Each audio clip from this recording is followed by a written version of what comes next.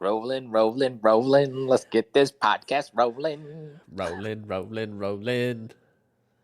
Get 'em up, get 'em out, get 'em out. We're back. What week is this, Jake? This is number 8. Numero ocho. Number 8. Oh, yeah. Ocho. Mhm. Cinco. Ocho cinco. And this week's episode, we're going to be talking about the desire to be accepted. Also think it's going to somewhat have to do with the fear of being rejected. I think those are kind of hand correlated in hand with each other. And I'm not sure which one it is that we as humans fight against more so, but that's what this week's episode is going to be about. Yes, sir. So grab the popcorn, sit back, relax, and enjoy the show. So, do you want to start this week's episode off again with kind of what we were learning or what we were interested in this week or whatever? Yeah, go ahead. Okay. So this week, I realized that all of the stuff that I learned pretty much is through listening to podcasts or audiobooks at work, because I don't like get out of work and then read articles. That's just not really something I do. I read books, but the books that I've been reading lately are fictional, so I'm not really reading a whole lot other than maybe a vocab word here and there. But I have picked up learning Spanish again through Duolingo. I don't know if you know what that is, but it was like I've heard of it. Yeah, it's like a Spanish. Well, I guess you can learn any language pretty much, but I didn't realize, because when I was in school, we used Duolingo in hand with like learning in class and whatnot, just to speed it up a little bit, or when we had downtime, we could learn it. But it never had any ads or anything. But that's something that upset me. It was today. Yeah, was that after every lesson there's like an ad now, and it's like, oh man. So it's just frustrating not being able to learn Spanish for free on an app. So it's a struggle, but it's going pretty well. So far it's just kind of recapping over what I learned at one point but probably forgot. So, but it's going so far so good. So the main thing you learned this week is that Duolingo app sucks. Yeah. Because they have ads now. Yeah. They tried to make it like more like a game than just learning. Like I don't understand why apps do that now. I mean, I get it. But I mean, every ad is like, they're not making any money off those ads. I don't know why they just decided to ruin the whole experience with them. It makes me so frustrated. And like Duolingo, is it more of a memorization app where you're just repeating a phrase that's being said, or how does it work? Yeah, that's kind of how it is. Like there's some ways where it gives you a line in English or Spanish and you have to speak into it, like what the phrase would be in Spanish, or it'll say something in Spanish and then you have to type out what it says.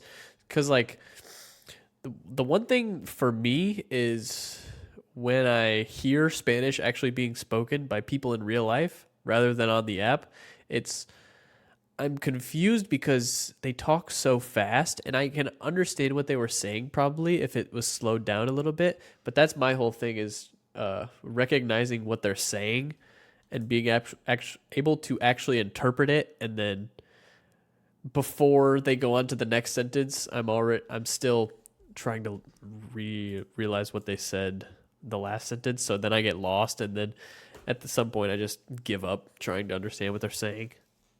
Yeah, so it's like when we listen to podcasts and the YouTube videos at 2 times speed. Yeah. That's essentially what listening to Spanish is sometimes, because, well, it's even probably more than that, because your mind is trying to catch up with, I guess, what internalize and comprehend all of your first memory that you have of the words, and then also associating those with what was being said, and then associating it with the English word, because that's how our minds think are in English. Yeah.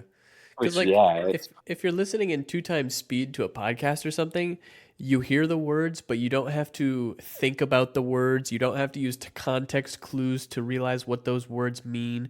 You hear oh, and at this date at this place, you blah blah blah. You already know what those words mean, and you don't have to think about what those words mean. So you don't have to slow down, stop the podcast. What does that mean? And then replay it. You just know what it means. But in Spanish, it's just like sometimes you just got to use context clues and like get a general vague idea of what they're saying sometimes. But yeah. Yeah, because there's no comprehension. You're learning how to comprehend and then Yeah. apply it to what's being spoken. Yeah. Pretty No, much. yeah. That makes a lot of sense. This week, so surprise, surprise, I'm still on the personality book. So Yeah. this might be the last week, guys, where I Oh. share some type of learned experience from the personality book. I'm almost finished, so you guys can all be happy and shout Yeah. that you won't have to hear anything more about my Give a little hip personality. hip array. Yeah. Yeah. And so this week, the chapter it was talking about essentially when people do things to us and our reactions to those things, as we base their emotions or how they handle the situation off of their actions. However, when we ourselves do something, uh, our decisions or how we react to something, it's always based off of our intention. And so the book was going just talking about that the oftentimes you're going to have resentment or frustration if you're judging people based off of their actions versus trying to understand their true intentions. And if we take the time to really try to understand one, the intention at heart, but two, and how that's associated with people's personalities, it's much easier to be able to communicate with people. And I think the more empathetic we are in trying to learn about other people, the better we can communicate. And I think also the more just happiness and peace there can really be. Because oftentimes I think it's easy to just be offended by things that people do because we always feel like it's an attack towards us. But most of the time, when we're doing things towards people that seem to be harmful to them or they find offensive, it was never really meant for us to be attacking to them. Uh, we maybe could have worded it better or done a better job of it. But if we look at our true intentions or we try to explain our true intentions to them, I think it's almost always quite evident that people usually have pure intentions. Huh. That's what you read about all this week? Yeah, that was my main takeaway from the book. It was one Nice. of the most enjoyable parts of it, I would say. Yeah. How long is that book? Oh, probably like 300 pages, I think. Oh, okay. Yeah. It's man, I've read a lot of really really good books this year, but this is one of the top. Like I just really love it because it's all about other people. It's all about better communication, and I just realized so many times when I've had maybe previous disagreements or maybe even arguments with people, loved ones, family members. A lot of times it's because of differing personalities and just not Mm-hmm. communicating or trying to understand the person fully. Yeah. You Yeah. know, I, I mean, what are your thoughts on just people usually having pure intentions? Pure intentions? Yeah, Like in what way? like, I mean, I don't think most people's daily goal is just to be rude to people, to just Right. be offensive to people, to try to hurt people. They don't wake up in the morning and be like, oh, okay, who can I really piss off today? Yeah. Like, yeah, how can I make somebody mad? How can I destroy their work day? How can I just make this a terrible work week for them? Mm-hmm. But oftentimes, all of us at the end of the work week, we're like, oh, that was terrible. Why was he such a jerk? And it's just like, well, what were their true intentions? And trying to understand that, I Right. unfortunately I don't think we take the time to slow down and to really try to understand those things. Mm-hmm. Uh, and I think that's where we struggle, and that's where conflict and disagreements uh, come about. Yeah. Yeah, I think that's true. I mean, people's true intentions, like you said, it's never to, well, I guess not never, but usually people don't wake up and be like, all right, how am I going to, whose day am I going to ruin today? Like, that's not, I mean, people don't get their rocks off like that, usually. I mean, there's always the exception, but I mean, I feel like most people are just trying to do good and they're trying to make a positive influence in somebody's life, but I feel like sometimes their intentions get get stripped away from them based off of the experience they're going through, how their day's going, their mental state. Just there's so many things that play an effect on how people act throughout the day that I feel like maybe sometimes their intentions are a little bit harder to see because of those things. Like if you're just having a bad day or you're because you're constantly thinking about what happened to you. So if somebody says something to you out of nowhere, your mind is already on that thing affecting you negatively. So you respond negatively usually. And then that person's like, what the hell is this guy's problem? And then they start acting negatively. Or if somebody affects you in a positive way, you're like, oh, I feel like I didn't really deserve that, but it makes me feel a little bit better about it, you know? Yeah. No, that was interesting. This week I saw some type of video where there's a bunch of people like waiting around at a bus stop, Mm-hmm. and it was essentially an experiment where one guy was looking down at his phone and he just goes and he just starts laughing, Yeah. and then like the people around him, they start like looking over, and then like they're just laughing because, oh, Because this he's guy's laughing. laughing Yeah, at yeah. something. And then it's amazing how the energy, Huh. changes. It's just like that Right. laughter creates laughter in somebody else. And I mean, if somebody has a contagious laugh, Yeah. that helps even more. You know what I mean? Right. Right. Huh. Yeah, I can uh, see that. but the same is true in terms of the snowball effect and negativity, right? If Mm-hmm. somebody's upset and frustrated, then it's very easy to have that snowball effect with that. Yeah, I can get So, behind that definitely. but I think again, even with what I shared, this also falls into the topic of tonight's episode is getting into acceptance, right? So, Mm-hmm. when you say something or when you do something,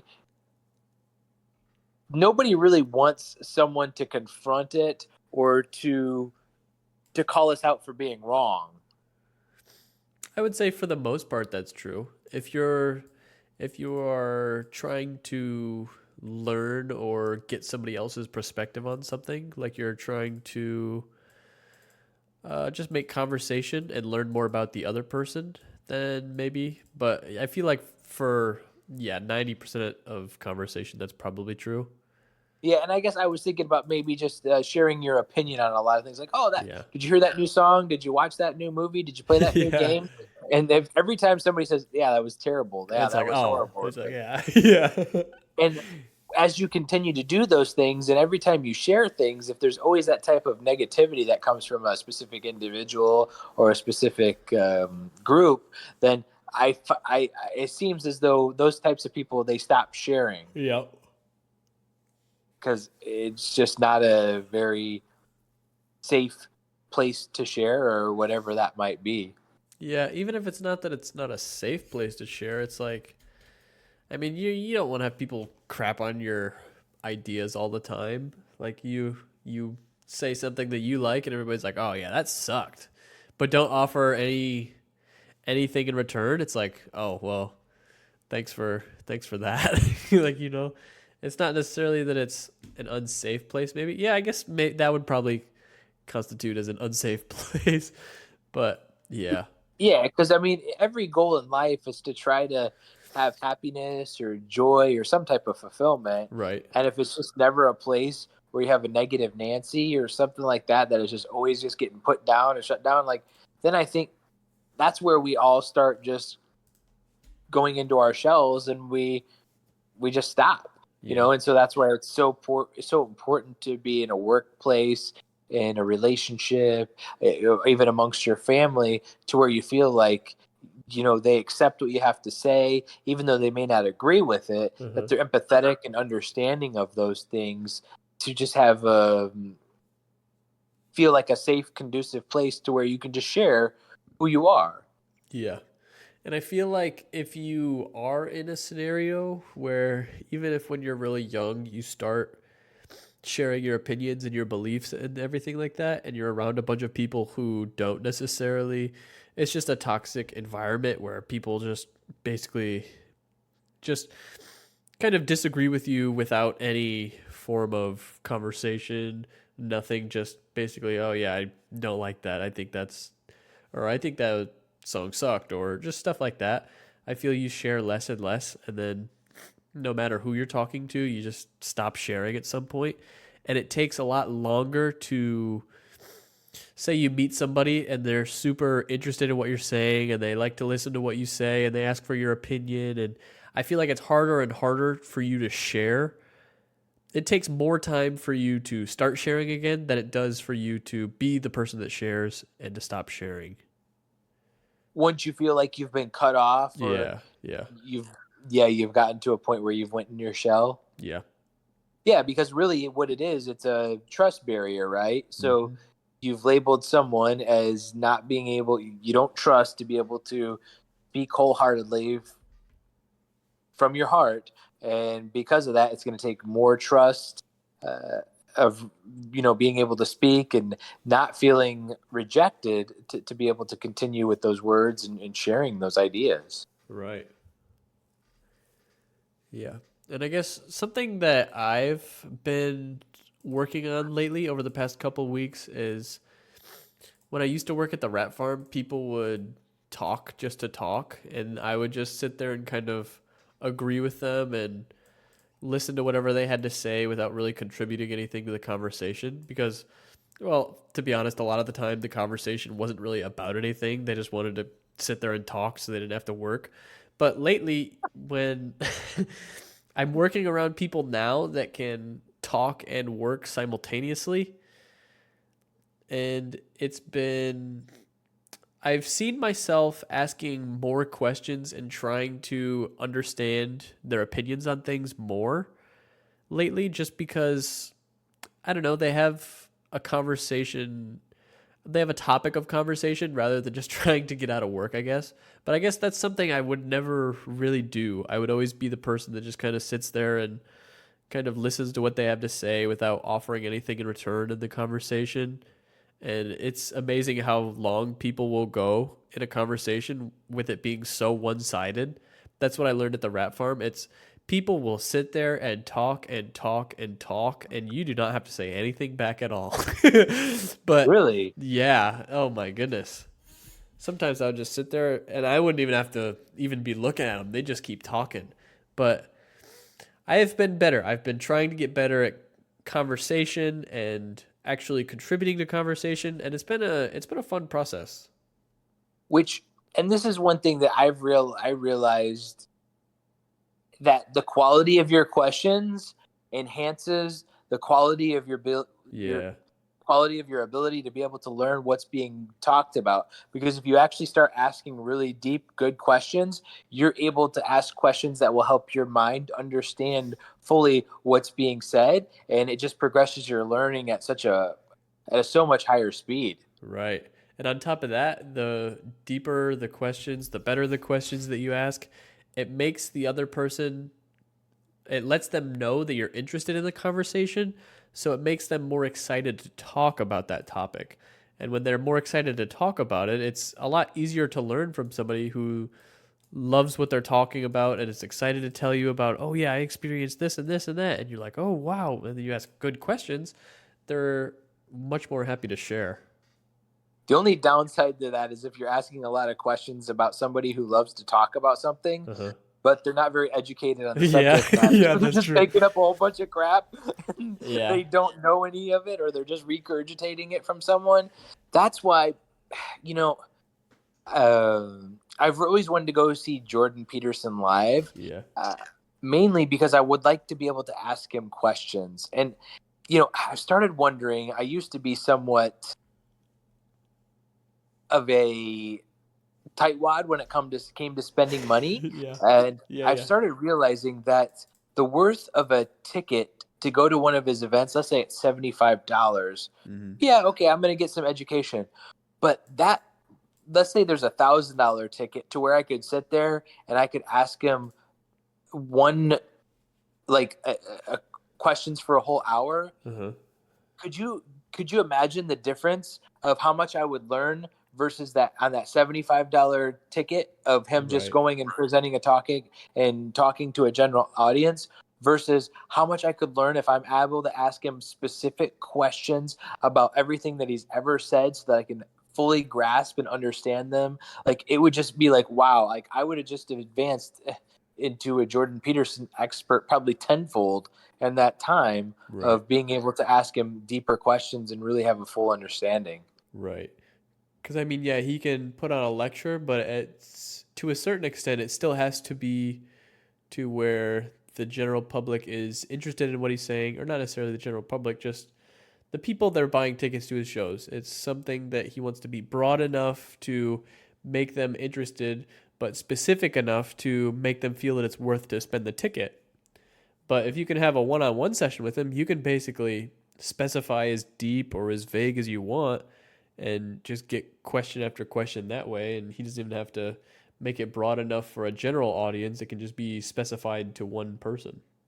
Well, not only that, but I get to articulate the questions from my own words. So let's say his IQ is way up here in the sky and mine's way out here, like Yeah. possibly below the earth. Yeah. Like, and I'm asking these very maybe deep questions to me, but I'm able to put them in layman's terms so that he can then again give me an answer in layman's terms Oh, versus yeah. speaking to somebody of his IQ, how he would answer it much differently. Right. And so where the question could be in depth, but the way that I ask it, could produce an answer that helps me and maybe more of the general public understand. Yeah, that's true. And so I guess, kind of getting back into the acceptance and asking questions and learning and not being accepted by talking, I guess.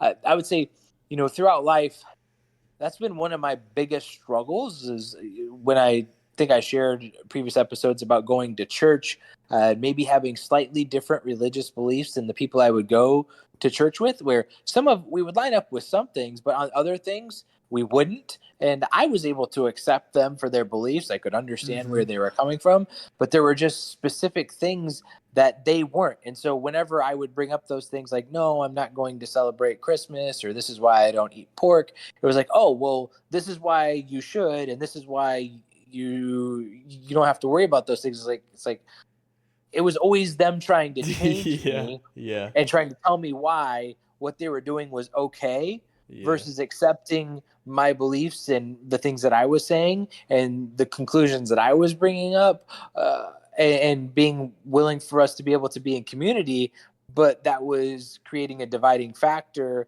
and essentially causing rejection. Yeah. Do you think that comes from a place of them uh they see you as not necessarily, but how do I word this? Do you think that was coming from a place inside of them trying to give an excuse for themselves? So, previous Chad, before reading this book, it would probably try to come up with some type of an idea as to why they were doing that.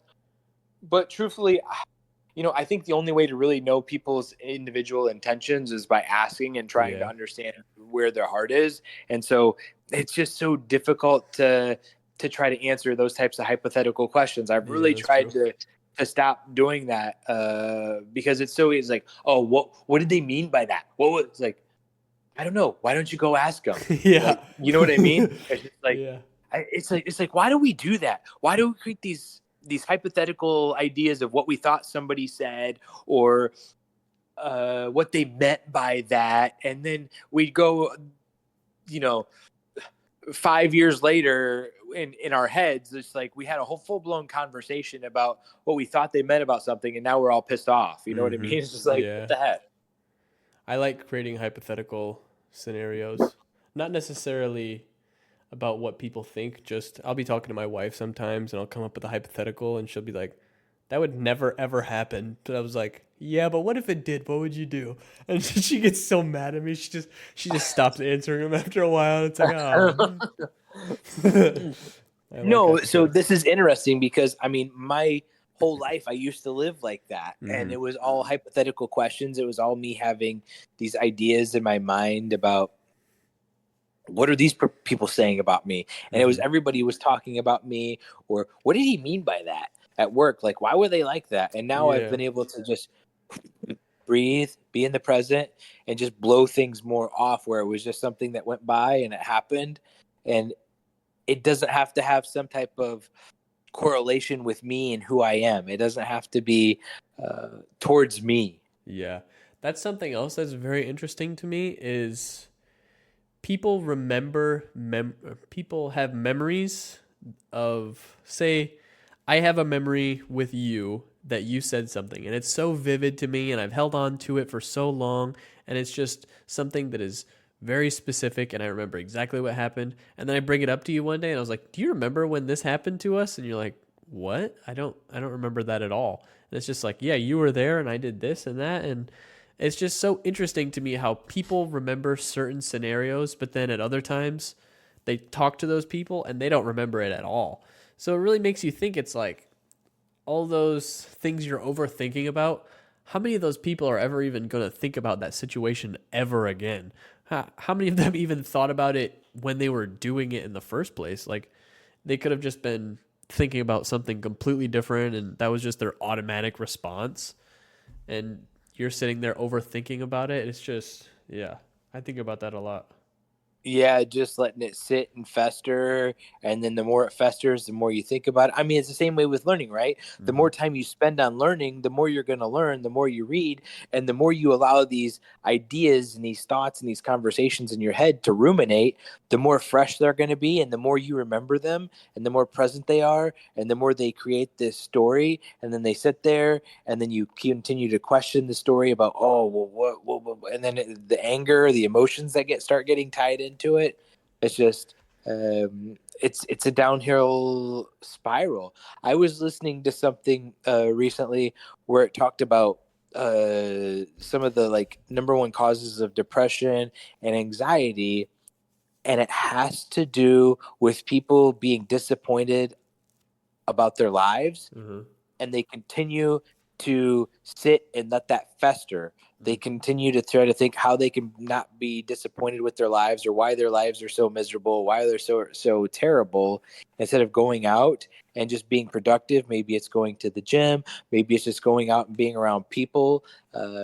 But it's like more of that victim mentality, and maybe it's not so much sharing it with other people, but it's sharing it internally with ourselves and being like, oh yeah, like I can't believe I lost my job, or I can't believe how bad of a son I've been, or whatever that is. And then you start, well, this is what made me a bad son, and this is what made me a bad employee, and just I'm never going to get anywhere, I've never made any money, and now I can't seem to find a job, I'm just worthless. And it's just like, wow, yeah, that just Yeah. is not going to help you get into a positive mindset.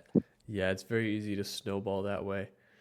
You start thinking negatively, and if you tell yourself it so many times, then you start to believe it, and then you start to believe all these things that are not even true, or they weren't once true but they're becoming true because you keep telling yourself. And yeah, it snowballs out of control very fast. And I don't know if it's my sports mindset or the perfectionist mindset, but it's the same thing I think that happens in batting slumps where you strike out once, it's like, okay, and then it's twice, and then you've struck out 10 times in a row, Yeah. and it's just like, damn, I suck, like I'm terrible, Yeah. like, and then you're worried, like it's like, what's going to be the determining factor where now I'm hitting like ninth, and then after that, when's going to be the determining factor when I'm no longer hitting and I'm no longer in the game, and then the coach cuts me, Yep. and then you start thinking about all those things instead of just being up there present in the moment, seeing the ball, watching the ball, reacting to the ball. Because now we start thinking about, well, what happens if this happens, and what happens if this happens, and instead of just playing the game and saying, okay, what did I miss there, or how can I improve? It's worrying about just not doing worse. Yeah. Sometimes you just got to see the ball be the ball. Yeah.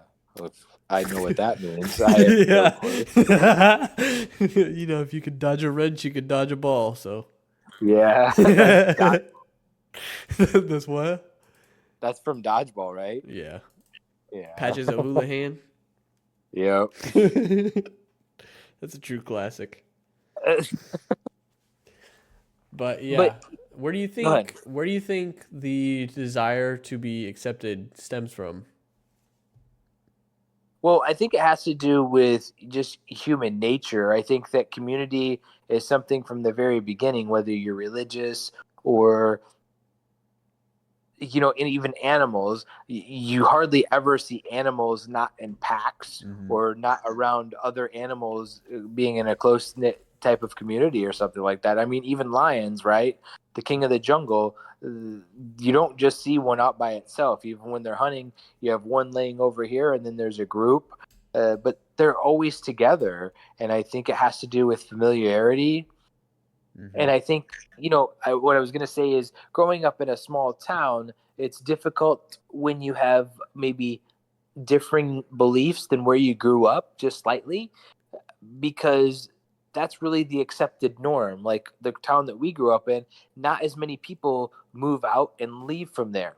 And so, an example I would have is, moving to South Florida, and it's like, what's acceptable here is just like, oh my God, Yeah. like, Yeah. wow, I didn't realize this is actually happens in normality. I know it's Uh-huh. on TV and stuff, but no, it's like this is the real world. Like Yeah. you'll go out and there actually are people like husband and wives that are like swingers and stuff, like where Yeah. they're going out looking for other couples, and I'm like, what in the world? Like, are you serious? It's like, yeah, and it's like an ordinary thing, and it happens a lot, and I'm like, oh my gosh, like Sheesh. wow, okay, like this is real. Whereas in Sturgis, Michigan, it's just I would say it's way more conservative, but you Mm-hmm. don't see all of these things just any and every day. You can see a wildness that you wouldn't see anywhere else in the world.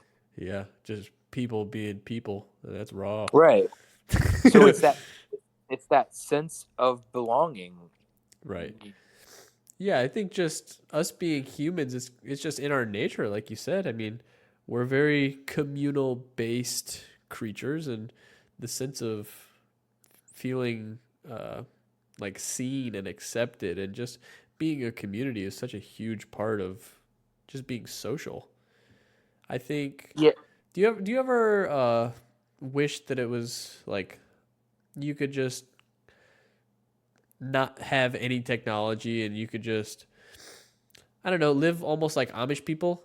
Not like in that way, but just for like a day you could go live as like an Amish person or something where there's no technology and you just sit down around with the big family and you go play baseball with everybody or you go do whatever Amish people do, and but just I feel like they're just so much more tight knit almost just because they're not distracted by all these things. They're worried about getting this done and focused on community and focused on family and just being around each other, you know? So every time I come back home, that's what I feel. Yeah. Yeah. And like last week going on vacation where the family was just there at Animal Kingdom Lodge, it was like we weren't really on our phones. It Mm-hmm. was and I think oftentimes we're on our phones because we miss that connection with other people. And so like we're looking for it. I think, us growing up in such a large family, that connection was always there. So we didn't really have to spend as much time on our phones. Yeah. But yeah, I do. I know exactly what you mean. And I wish there was almost less social media, because it, it it can, like, just kind of suck you in. And that's where I was going into my next point, is what social media has created. And I guess maybe the pursuit of validation or the pursuit of acceptance at such a higher level, Mm-hmm. that because now it's all associated with, if you make a post or you make a story, how many likes do you get? How many people see it? How many people view it? Do they comment on it? Do they not comment on it? And if they don't watch it, does that mean it was bad or that they didn't like it? And if they do comment it, does that mean it's better quality? Does that make you a better quality person? Does that mean that you're better? Like, and then you get more followers. Like, what is what is this game that we're actually playing? And for me, it's like, what's the amount of friends that you can have that you actually have the ability Yeah. to communicate back and forth with and still pursue normal life, go to Right. work, do your job, have a family, and still have some friends. It's like it's not that many where you can really Yeah. go in depth and be able to really care about someone and love Hmm. someone. That's something that I was thinking of in terms of the desire to accept. It's like I don't think a lot of people, well, I don't think they really understand how much they want to be accepted by just a few people because they're striving to be accepted by everybody, Right. but they really just want to be loved to where if their car breaks down or if something happens, that there would be one person out there that would have their back. And Yeah, I that they think could that's rely on. yeah, exactly. Yeah. Deep down, that's what we're all really, really striving for. And sometimes I just don't think we realize how to go about that properly to be able to find it because we start spreading ourselves thin and just looking for it in anywhere and everywhere instead of just having one deep or a few deep connections. Right. And I think there's something so pure in like tribes, just like anything tribal. Like if you go down to uh, the Amazon rainforest and there's uncontacted tribes that still use like bows and arrows and they hunt whatever. They hunt their food and then they take it back to the site and then they hang out with each other and then the next day they do it all over again. They're not all distracted about, I mean, in their sense, it's we either do this and we survive or we start comparing ourselves and we get up caught in all this drama and we don't get any food to eat. We don't go out and hunt and then we die. And that's basically it. I think there's just something so pure about that because it's gotten to the point where everybody's so comfortable that it's you just start looking for stuff to I don't know, you'd look for outside stuff that doesn't really matter to give you purpose almost, if that makes sense. Yeah, and I think I can relate this more to sports. Like when you're on a team, Hmm. that team atmosphere, that team camaraderie, I think that's really really tight knit, especially when you're in the game and you're competing to win for your community. And you're talking about the Amazon rainforest where they're they're fighting to Yeah. survive, to Yeah. have food. To have any of those things where in playing sports you're trying as hard as you possibly can to be able to win. Yeah, maybe yours is a little bit better of an example. I've never been down to the Amazon, but the idea of it is what intrigues me, I guess. Just that sense of community, I guess. Yeah, I mean, would you say you've ever experienced anything like that? I mean, yeah, growing up, it was always like that. It seemed no matter where we were. I mean, there was always school, and everybody at school is kind of looking to get their friend group and fit in and whatnot. And everybody goes through school differently. But at home, it was always, I mean, there were 8 of us at the house. So it was always something going on, some board game, or we were eating at the dinner table, or we were watching a movie and all sitting there and laughing, or whatever. But even when we were at Grandpa's house and at A&K, it was still there was so much sense of community around that you never, I don't know, you never felt that you were missing out on it. Would you say you've ever experienced that outside of blood relatives though or family? I would say playing sports, definitely. Playing baseball. I guess baseball is probably the only sport where I've really experienced that.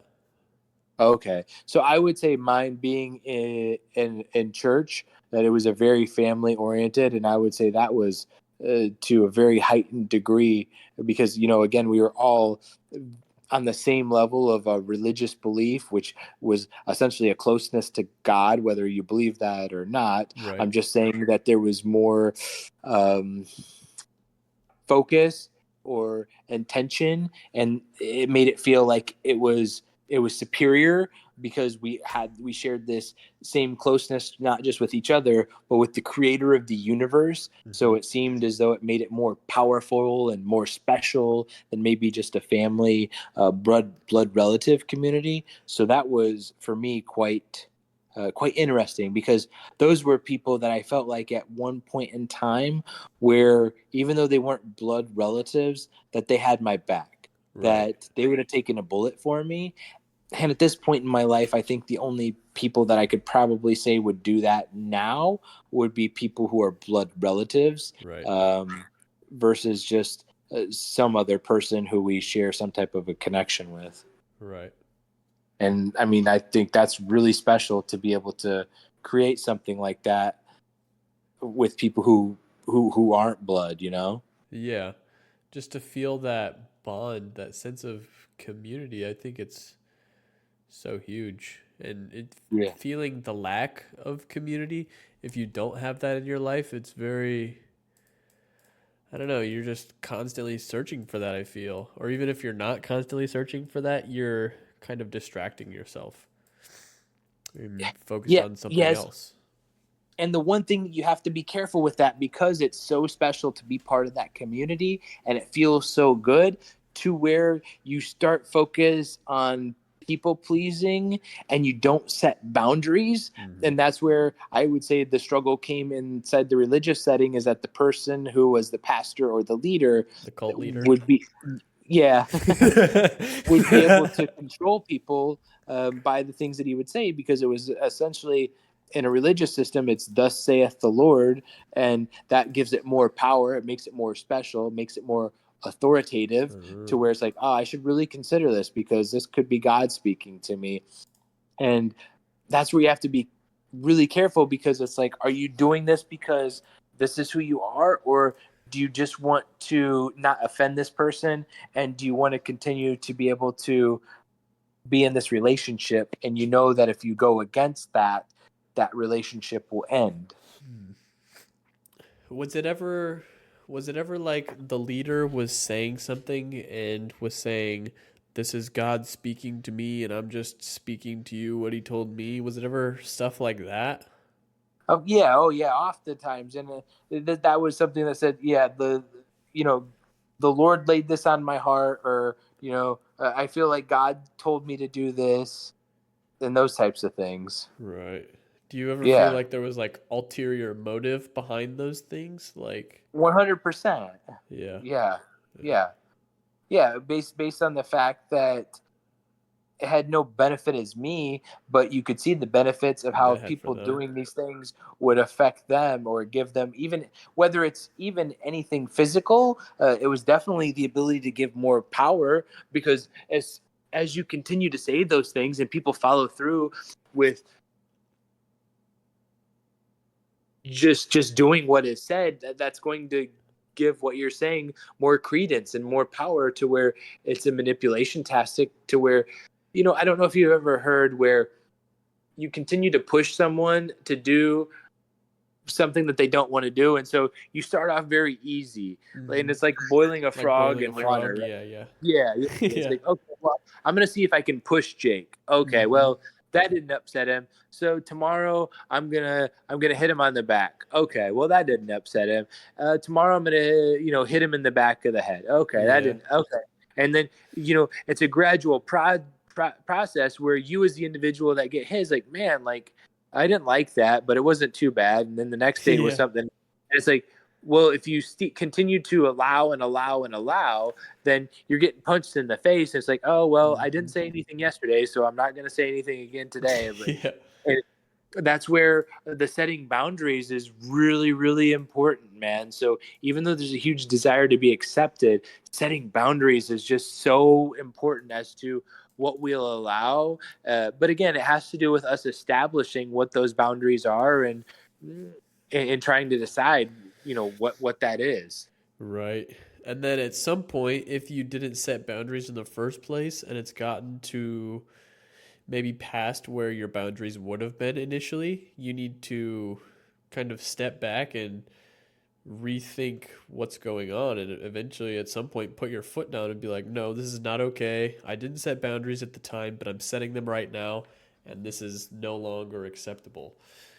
Whereas just, okay, well, I didn't set boundaries and it's already there, so I don't want to make me, myself, or them uncomfortable, so I'm just going to let it keep happening. It's, you have to take control of that situation and put your foot down. It's a lot easier said than done, but at some point you need to take care of yourself. Yeah, and I think this is one area where in the workplace it's very easy to want to be a really good worker, especially if you're like a workaholic or you're a perfectionist and you desire to be admired, to where you can, oh, hey, Jake, can you go grab five bags of cement? And, Yeah. okay, yeah, yeah. And then tomorrow it's 10, and then it's 20, and then it's 40, and then it's 50, and you're doing a great job. But you can start seeing it's like they're just manipulating this, and it Yeah. started off slow, and now it's gotten to this big thing, and it's like, well, oh yeah, we're gonna need you this year to not take any vacations. Like, okay, this job that I'm really important to them, so I'm just gonna go do this. And it's just like you're Yeah. just people pleasing because you want to be accepted by the company you're working for. Right. Why not just call in the cement truck? Why do I have to carry 50 bags of cement, you know? Exactly. Yeah. And these types of things also happen, whether, it doesn't have to be work. It could be your politics. It could be, your religious circle, any of those things where it's like, this feels a little weird right now, but I'm not going to say anything because I'm not 100% sure. And then it just keeps getting weirder and weirder and weirder. Yep. And you're like, man, I should have set some boundaries and I didn't. And I know for me, the often time has been guilt. It's like, I didn't say anything and now I can't say anything. It's like, no, Chad, shut the hell up. You can Mm-hmm. definitely say something. Like, I don't know how you felt starting your new job, but for me, it was, there was just some things said where it was just like, I don't feel accepted here. It's just like you feel miserable, dude. It's just Huh. you feel real miserable. Have you ever felt that in a new job you started? Yeah. Okay. Yeah, like I remember this new job, it was like my clothes. It's like, well, you're wearing this. It's like, well, you guys hired me. You guys asked me to come here, and this is exactly what I wore at the other place. It's like, Yeah. what's wrong with it? Yeah. And then I felt like coming in every morning that I was being like stared at. Like it was just like I'd be like, "Hey, good morning," and they'd be like, "Hey, morning." I was Yeah. like, "Wow." And it was just like that. It's just like how someone the your boss, your leadership responds to you. It's just like, this is terrible. Like how much longer do I want to keep putting up with this? This is Yeah. nonsense. Yeah, that's another thing. It's like just at work, if you see your coworkers or your higher ups even just talking about whether it be clients or other employees behind their back, and the other coworkers are agreeing with them, and they're just going back and forth talking smack about whoever. Is just like you sit there and you think to yourself, it's like who who are they? Who all are they talking about behind my back? You know, like I'm sure once I walk out of this room, they're gonna say something about me. And then, have you ever like walked out of a room and they were talking about somebody else, and then you forgot something and you walk back in the room and they're talking about you, and it's like, what are you guys even doing? Like you're not being productive at all. It's No, but I have, that's the thing. Like it's just like I hear meetings where people are in the back just talking and whispering and stuff like that, and it's just like I don't ever walk back in the room or anything like that because I've get to a point where it's just like, hey, listen, I was hired because of my skills and my abilities, and what other people think about them, I don't really care at this point. But yeah, right. dude, it feels absolutely terrible. I hate it. I don't like it. It's when it doesn't feel like that team atmosphere, it's just miserable. Yeah. Yeah. Just the fact that people going into new places and just being the main eye for people wanting to cast judgment, I guess. And then it's always hush hush, and I don't know. It's just a bad feeling. Yeah, and that it's something that I don't really comprehend all that well because I don't really feel intimidated. I don't really ever get intimidated by other people unless they're being aggressive and prideful and arrogant. But I don't really ever feel intimidated by my own abilities Mm-hmm. because someone else is so good at something, or if I'm in a job where I've been chosen to where I'm intimidated by someone else. And I think a lot of that has to do with my decision to give anything and everything my absolute best so that I can fully accept if someone else is better than me, it's because they've prepared themselves and just done a better job. And it's Right. not intimidating me to me or a reason for me to be jealous of anyone because I always try to give my best. And I think that would be a lot easier to be intimidated or jealous if I just never gave anything my best, and I always thought everything was up by chance or by luck, to where how people are successful, or win. Yeah, I think a lot of that can probably be with how we grew up too. I mean, I don't know how it was for you, but growing up, it was always I never questioned my abilities because I was always reminded you can do whatever you set your mind to. It's going to take work, it's going to take dedication, but regardless of whatever you set your mind to, you can achieve it. It's not going to come easy, but it's easy to be the hardest working person in the room. You just have to set your focus on something. If you truly want it, then go get it.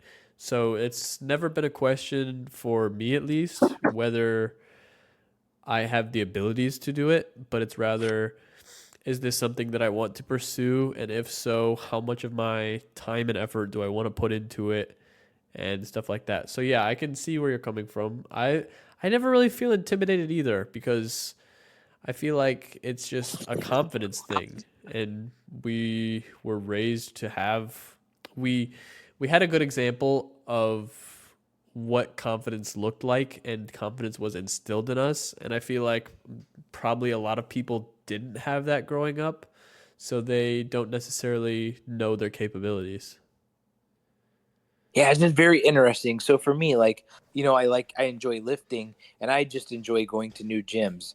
But when I go to a new gym, I don't really ever feel intimidated. Like, I'm just Yeah. never intimidated by it. It's like, yeah, okay, there's a bunch of people there, but I'll tell you what, I work my ass off, and I work as hard as I possibly can, or harder than just about anybody else in this gym. So it's not like somebody's just gonna say, "Oh," it's not like going to lift is a game or a competition. I'm going there against me. And I think in society, if we're trying to win at something, or no matter where we are, we have the only person that we really compete against is ourselves. Mm-hmm.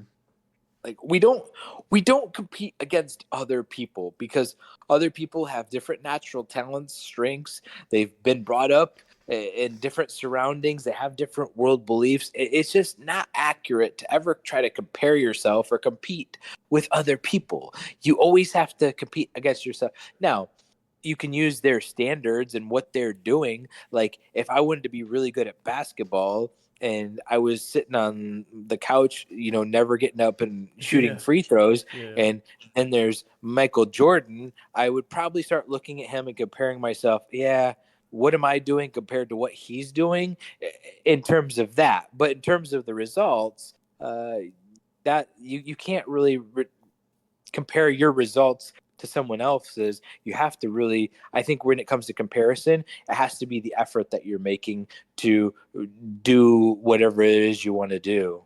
Right. Yeah, and kind of how you were talking about with the gym, it's that's how I was with baseball. No matter where I went with baseball, if it was people that were my age generally, obviously if I was like 12 years old and I walked into a college campus, I wouldn't be like, "Oh, yeah, I can take that guy." It was I was reasonable with myself, but I never walked into somewhere and felt intimidated because everybody's like, "Oh yeah, this guy over here, this guy's a stud. He's committed to Vanderbilt and he's doing this." It's like, I don't care. Like I'm confident in my ability, and I believe that if the competition were to arise, I would be able to prove myself, and I'm confident with how I am as a player and as a person, and I don't feel the need to be intimidated because then that just it's going to play games in my head and it's going to make me play worse overall. So it's, I guess I never really thought about it like that, but yeah, I just And never felt intimidated in that sense. and one of the things I would see a lot in sports and in the workplace is this peer pressure, where oftentimes the people who have been part of the team or the company for the longest, and then a newcomer comes on, sometimes they're the ones that are the most Yeah. intimidated by what's happening. And then they start creating these rules, or they start with the harassing, and just like trying to make it as miserable as possible for this person. Mm-hmm. And it's just like, why? Like, I've always been someone, let's say I've been with a company or a team, where I've tried to be the most accepting of that new person, because hey, this is new territory, they don't know anybody here, let's bring them in, let's Mm-hmm. make them part of the family, versus, oh well, danger, stranger danger or whatever. And Yeah. it's like, Yeah. this person shouldn't be here. And it's just like, I don't understand. I don't get why that's so difficult and why that even happens in society. I really don't know what the natural reason for that would be.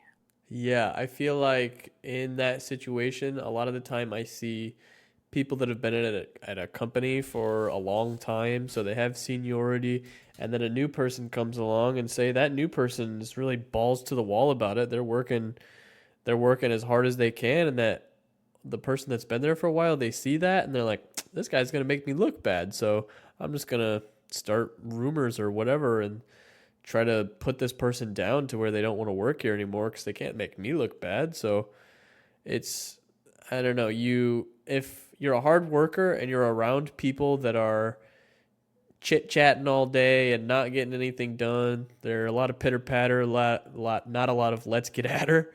So it's I don't know, I've never it's heard that one. more pitter patter, let's get at her. You never heard it? No, I have never heard Huh, huh. that. But yeah, it's a lot easier to spot out who's not doing work if somebody is working really hard around them, because you're like, oh my god, that guy's working really hard, and these guys over here are doing absolutely nothing. Well, we just get so lax in society where we'll just keep going through the motions, whether, it's in a job or going to the gym, to where you stop trying to Mm-hmm. improve and look for new opportunity. And I think for me, that's what's been cool about, maybe changing jobs as much as I can. As soon as you go into a new workplace, you can always see where the opportunity is being missed, where there can be more organization, more efficiency. And I think that's always been my, a mindset. I've just always been able to see that very clearly. And it's just like, wow, how have you been here this long And and you yeah, don't see this? Like, is it that you're just blinded, or is it because that you just are going through the motions, and you're just here to get a check? And I think for me, having that entrepreneurial mindset, or also being that athlete to where you're always trying to be your best and improve every day.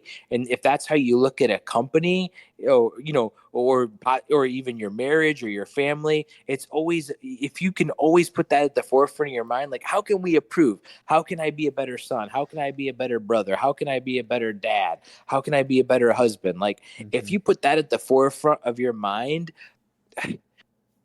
you won't ever really fail.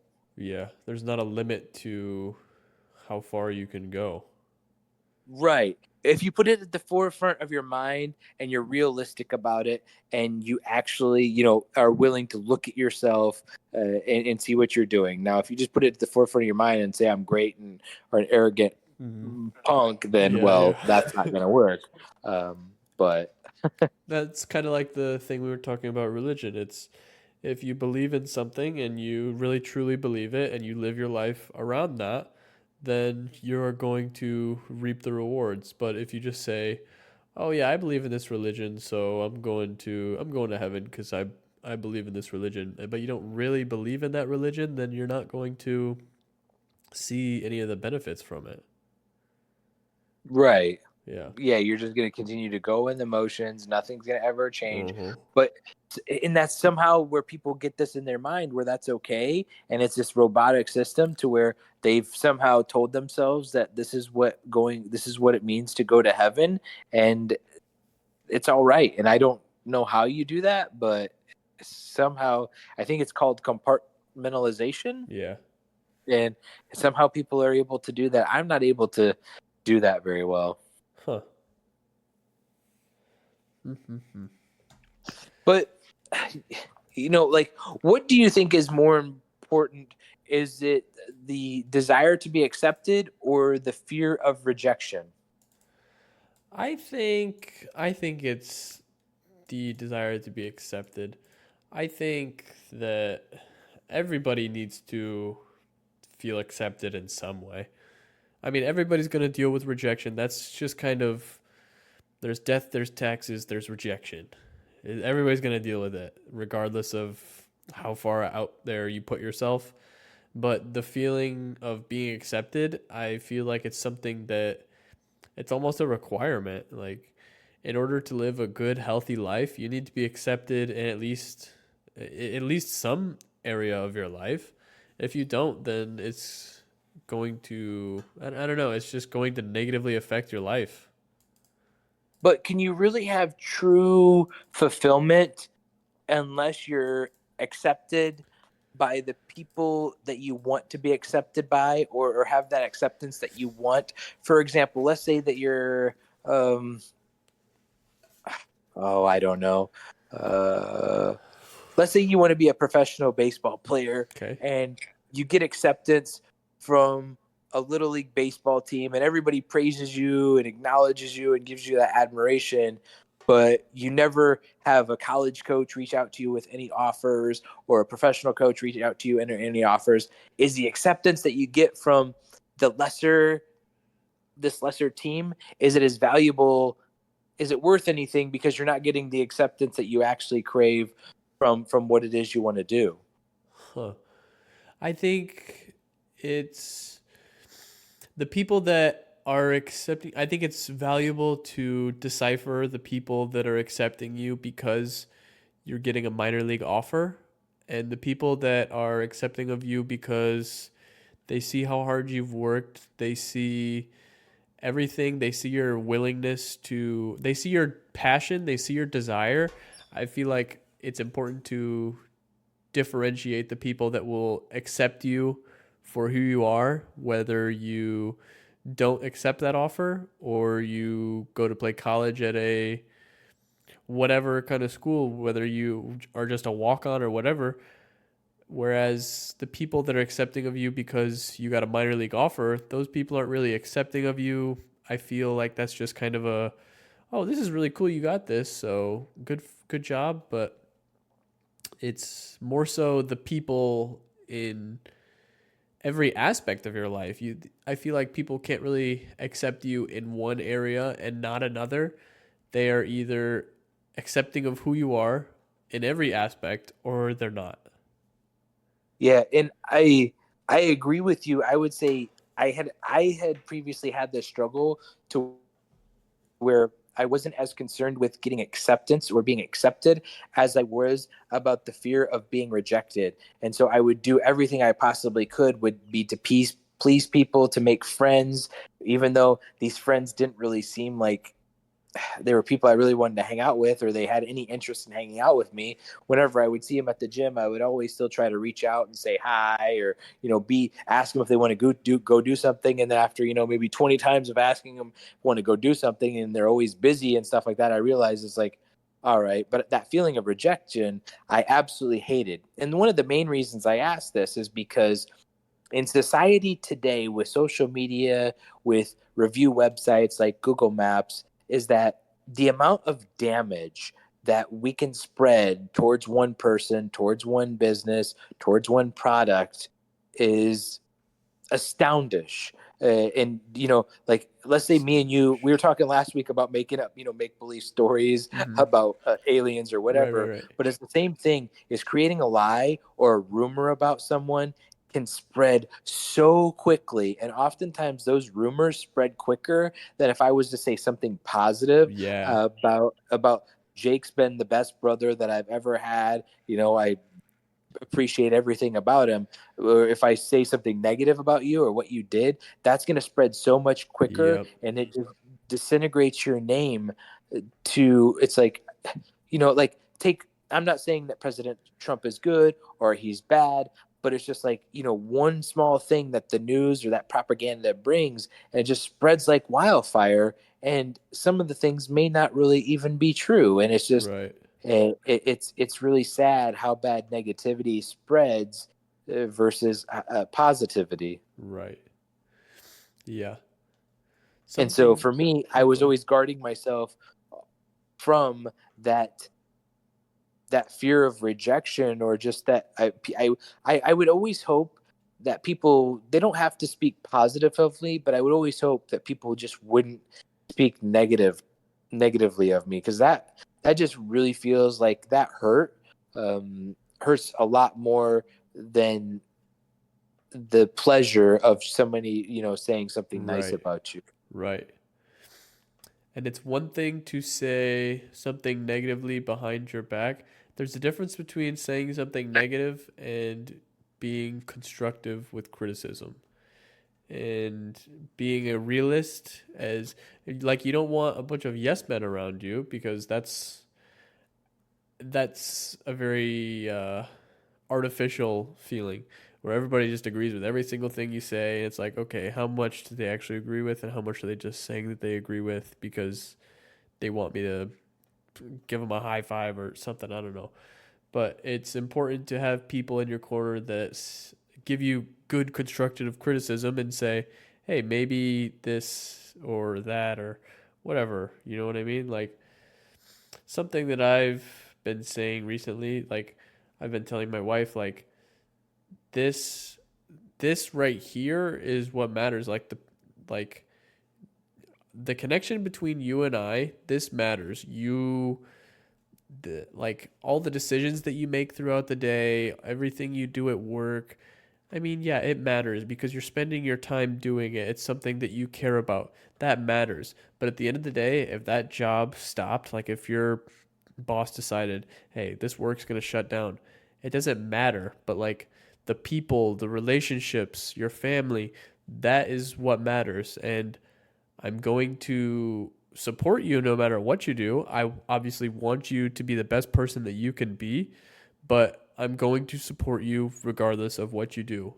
But I'm going to push you to be the best person, but nothing that is out of your control, you can't focus on that and include that as something that you should be stressing about. Again, that's easier said than done, but it's good to have that mindset, I think. No, yeah, I agree with that.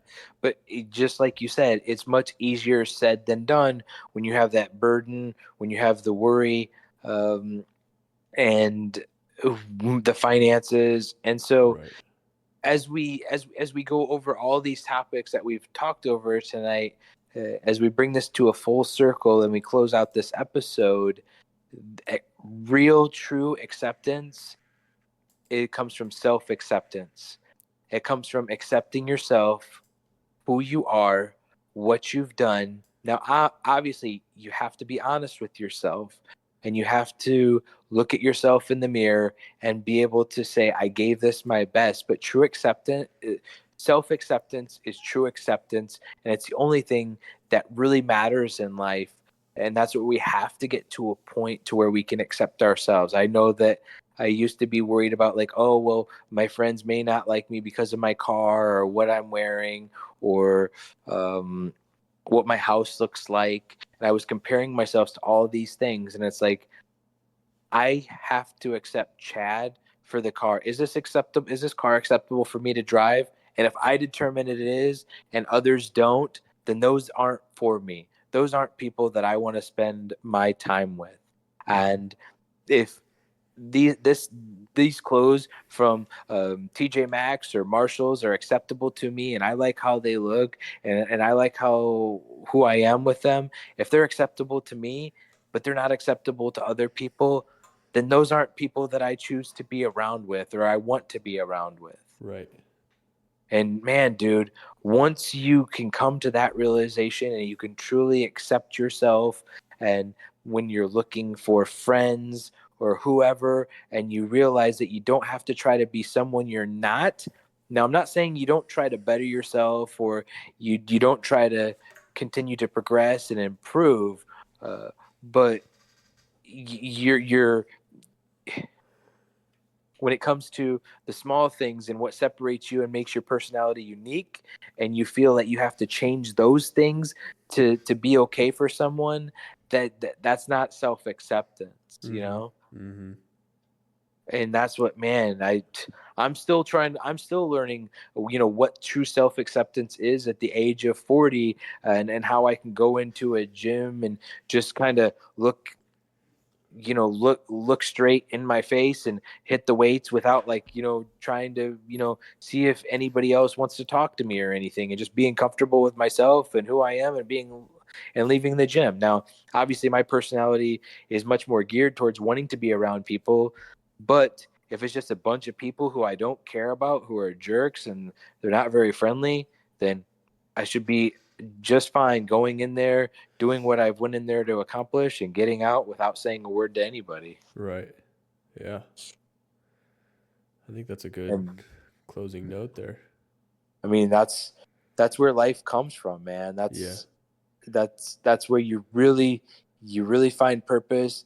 That's where you really let loose and find out who you are, when you're able to accept yourself and you don't hold yourself accountable to how others look at you or how you think they're going to accept you based on what you do, or what you wear, or who you are as an individual.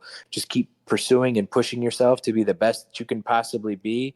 Accept that version of yourself, and accept that version that you make mistakes, you're going to get better, and that if people can't accept you, then those people aren't for you. Yeah. Because at the end of the day, if you're not able to accept yourself and you're not able to love yourself, then what is it all even for? Yeah, that's the true meaning of success, Yeah. is looking yourself in the mirror and saying, I love who I am, I love what I'm about, and I love what I represent. And if you can't say that, then you need to consider the things and the actions that you're doing, and how you can rearrange your priorities, make them better, so that you can say that one day. Mm-hmm. I agree with that. Well, man, enjoyed talking about that. I Yeah. think it's your week to share a story about Pops. Oh yeah. So one of my favorite memories is whenever we would get together for like Thanksgiving or a big cookout or Christmas Eve or anything like that. We would always prepare all the food. The kids would be out in the living room, dad would be out in the other living room talking with our uncles and aunts and whatever. And mom and our aunts and our sisters would be preparing the food or whatever, and everybody's getting ready. Finally, all the food's prepared. Everybody gets around, and mom says, "All right, who's going to say the prayer?" And everybody looks at dad every single time, and he'd be like, "I'm not doing it. I'm not doing it." Everybody'd be like, "Oh, come on, come on." And he'd end up saying the prayer. It's always the, "All right." And then he'd say the prayer. It's every single time. He's like, "All right, this is the last one, last one." And then next time it comes around, it's all right, Dad, you got to say the prayer. All right, whatever, last one. Every single time. He always got stuck doing the prayer. And he would always start it off, "Dear little 5-pound Lord baby Yeah. Jesus." No, he wouldn't say that. Ricky Bobby said that. Dear little sweet 5-pound baby Jesus. No, yeah.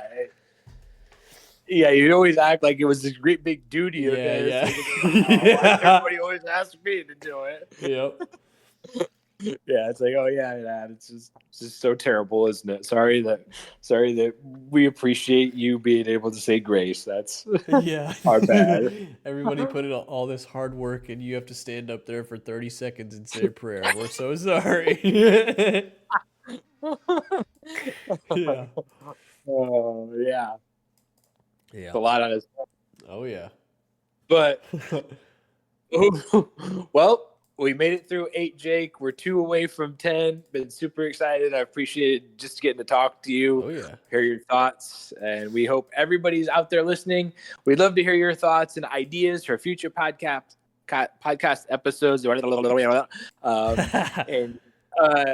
we're going to be hopefully at some point adding some guests and just kind of seeing where this takes us. If we turn it into comedy, laughing, or we don't really know where this is going to go, but we just enjoyed talking and figuring out how to podcast and talk and share life. Yeah. There's talks behind the scenes of a whole bunch of different ideas for different routes we want to take it and whatnot. So it'd just be interesting to experiment with a bunch of other stuff. And yeah, like you said, guests at some point, see who we can get on here, share their stories. Maybe if they knew Dad, share their favorite story of Dad.